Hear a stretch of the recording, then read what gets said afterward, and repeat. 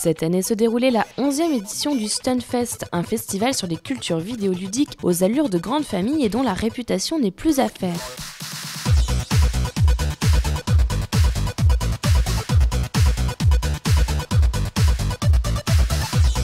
Armés de leur stick arcade ou simplement de leur curiosité, ce sont 11 000 personnes qui sont venues visiter le Liberté au point d'afficher complet. Le Stunfest est sous-titré Festival des cultures vidéoludiques. On n'a pas mis le festival du jeu vidéo, non, c'est des cultures au pluriel.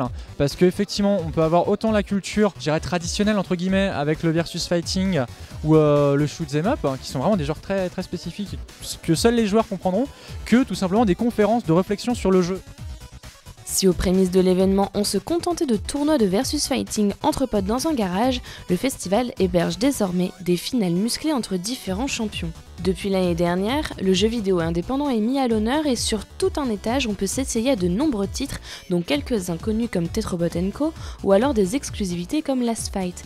Et cette année, c'est Hazel Run du studio breton Sushi qui a remporté le prix du public. Au niveau du public, ils ont été très intéressés en fait de voir des jeux qu'ils ne connaissaient pas, mais surtout d'en parler directement avec les auteurs du jeu et je crois que ça c'est très important. Et comme on a un public assez spécial au Stunfest qui est plutôt intéressé par le média, je crois que le jeu indé a clairement sa place au festival. Le but c'est de garder cet esprit de convivialité, de fun, de versus fighting, de rencontre entre les gens, qu'il n'y ait pas d'aspect commercial et publicitaire et que ce soit bon enfant tout en montrant les différents aspects du jeu vidéo sous toutes ses coutures. La bagarre et les jeux indés, c'est pas mal, mais le Stunfest, c'est aussi toute une série de conférences autour du jeu. Et cette année, pour la 11e édition, on a abordé les thèmes du genre, de l'identité sexuelle, du deuil ou encore de l'érotisme et de l'e-sport. Et côté e-sport, c'est avec la team de runners Superplay que le spectacle était assuré, avec des jeux comme Darksiders, Half-Life ou encore Hotline Miami 2.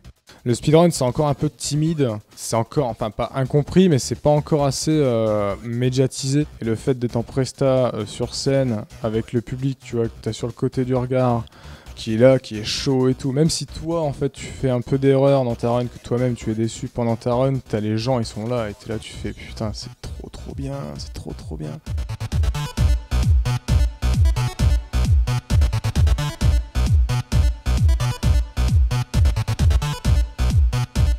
Loin du côté merchandising à outrance de nombreux gros salons français, le Stunfest cultive sa singularité avec brio et a su devenir un événement incontournable du milieu vidéoludique.